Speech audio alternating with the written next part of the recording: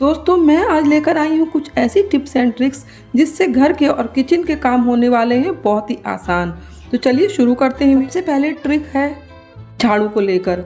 जब हम झाड़ू मार्केट से लेकर आते हैं तो इस तरह के कवर में होती है और कभी कभी ये बिना कवर के भी मिलती है, लेकिन जब हम इसका कवर उतारते हैं तो हमें पता चलता है कि इसके अंदर कुछ कूड़ा सा झड़ रहा है, जिसे हम फूल कह देते हैं कि ये झाड़ू के फूल हैं। लेकिन अब इसे हम ऐसे तो नहीं लगा सकते हैं, क्योंकि अब सफाई करने की बजाय ये झाड़ू घर को गंदा कर देगी। अब इसके फूलों को अगर हम हाथ से झाड़ते हैं तो एक तो हाथ बहुत गंदे हो जाते हैं, नाखूनों में इसका फूल भर जाता है और झाड़ू टूटती बहुत है। इसके लिए हम लेंगे ये स्क्रबर और इससे झाड़ू को साफ़ कर लेंगे। इससे आसानी से झाड़ू साफ़ हो जाएगी, इसके सारे फूल आसानी से निकल जाएंगे। ये देखिए फैला फैला कर झाड़ू को हम साफ़ कर लेंगे और इससे फूल बहुत जल्दी भी निकल जाते हैं, बिल्कुल भी नहीं बचते हैं और झाड़ू टूटती भी नहीं है। तो दोस्तों जब भी मैं स्क्रबर की मदद से इस झाड़ू को फूल को झाड़ती हूँ, ये बहुत आसानी से साफ़ हो जाते हैं और हमारे हाथ भी गंदे नहीं होते हैं। तो दोस्तों ये बहुत ही कमाल की ट्रिक है, आप एक बार इसे इस्तेमाल ज़रूर करिएगा। तो आप कब अपना रहे हैं इस ट्रिक को मुझे ज़रूर बताइएगा और वीडियो को लाइक करना बिल्कुल ना भूलिएगा। अब चलते हैं अगली ट्रिक की तरफ। हम सभी के घरों में इस तरह के कैसरोल होते हैं और हम सभी कैसरोल में ही रोटी रखते हैं जिससे कि रोटी गर्म बनी रहे। लेकिन हम किस तरह से रखते हैं, देखिए रोटी एक कपड़ा बिछाते हैं उसके अंदर और अब रख देते हैं इसमें रोटियाँ। लेकिन आप अक्सर देखते होंगे कि रोटियां नीचे से पसीज जाती हैं और नीचे की रोटी बिल्कुल गल जाती है और कभी कभी तो इसके किनारे भी गल जाते हैं।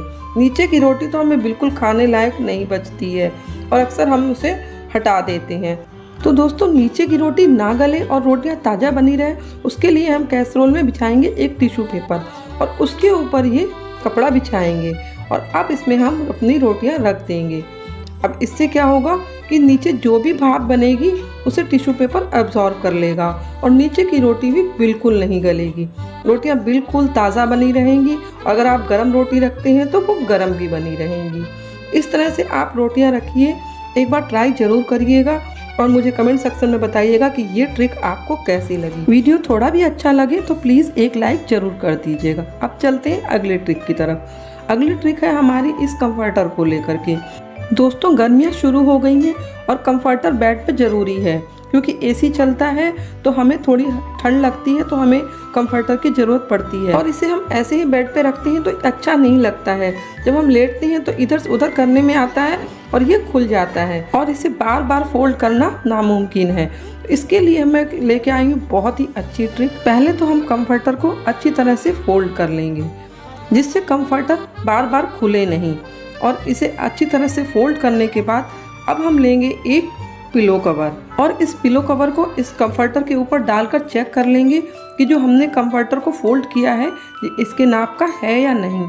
अगर कंफर्टर ज़्यादा बड़ा फोल्ड हो गया है तो इसे हमें थोड़ा सा छोटा कर लेना है।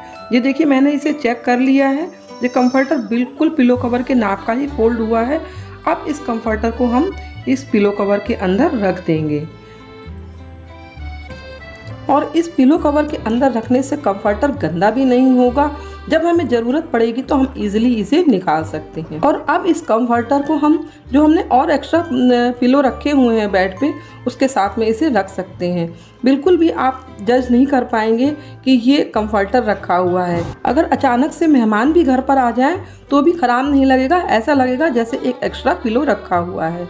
और इस तरह से कंफर्टर को पिलो कवर के अंदर रखने से एक फ़ायदा ये भी है कि जब कभी मेहमान आ जाए और हमें पिलो की ज़रूरत है, पिलोज हमारे पास कम पड़ जाते हैं, तो आप इसी तरह से किसी सॉफ्ट कंफर्टर को पिलो कवर के अंदर रखकर इसे यूज़ कर सकते हैं। तो है ना कितनी काम की ट्रिक। अगर वीडियो पसंद आया हो तो प्लीज़ एक लाइक ज़रूर कर दीजिएगा। और दोस्तों इनमें से आपको कौन सी ट्रिक ज़्यादा पसंद आई है मुझे नीचे दिए कमेंट बॉक्स में ज़रूर बताइएगा। मिलते हैं अगली वीडियो में, तब तक के लिए राधे राधे।